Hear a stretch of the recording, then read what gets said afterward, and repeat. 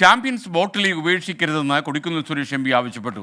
Boat ക്ലബ്ബുകളുടെ സാമ്പത്തിക ആനുകൂല്യങ്ങൾ ഉറപ്പാക്കാനും ചാമ്പ്യൻസ് ബോട്ട് ലീഗിന് കഴിയുമെന്ന് കൊടിക്കുന്നിൽ സുരേഷ് പ്രസ്താവനയിൽ വ്യക്തമാക്കുന്നു.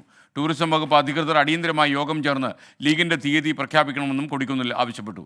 എ ജയശങ്കർ ചേരുന്നു തിരുവനന്തപുരത്ത് നിന്ന്. ജയശങ്കർ പറയൂ.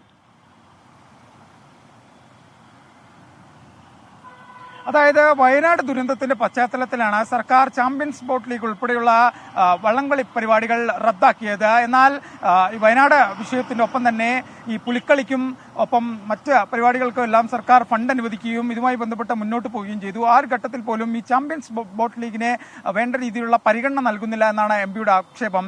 ഈ കുട്ടനാടിന്റെ ഒപ്പം ആലപ്പുഴയുടെ എല്ലാം തന്നെ ടൂറിസം വികസനത്തിന് ഈ ചാമ്പ്യൻസ് ബോട്ട് ലീഗ് വലിയ സംഭാവന ചെയ്യുന്നുവെന്ന് എംപി പറയുന്നു. ഒപ്പം തന്നെ ഈ ബോട്ട് ക്ലബ്ബുകളുടെ സാമ്പത്തിക ആനുകൂല്യങ്ങളും ഇവരുടെ ഉയർച്ചയ്ക്കെല്ലാം തന്നെ ഈ ഒരു ബോട്ട് ലീഗ് അത്യാവശ്യമാണ്. അതുകൊണ്ട് തന്നെ ഈ വിഷയവുമായി ബന്ധപ്പെട്ട മന്ത്രി അടിയന്തര നടപടി സ്വീകരിക്കണമെന്നാണ് കൊടിക്കുന്നിൽ സുരേഷ് ആവശ്യപ്പെടുന്നത്. ഒപ്പം തന്നെ ടൂറിസം വകുപ്പ് അധികൃതർ ഈ ബോട്ട് ലീഗ് ആരംഭിക്കുന്നതുമായി ബന്ധപ്പെട്ട് ഇതിന്റെ തീയതി നിശ്ചയിക്കുന്നതുമായി ബന്ധപ്പെട്ട് അടിയന്തര യോഗം ചേരണമെന്നും ആവശ്യപ്പെടുന്നു. എന്തായാലും ഈ ബോട്ട് ലീഗ് കഴിഞ്ഞ വർഷങ്ങളിൽ വലിയ വിജയമായിരുന്നു.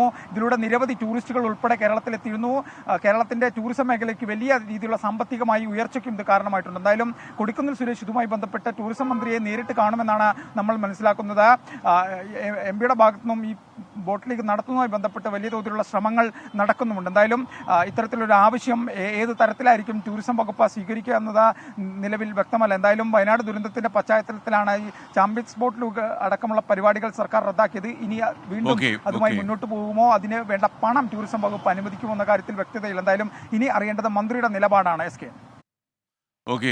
ജയശങ്കറാണ് വിവരങ്ങൾ നൽകിയത്.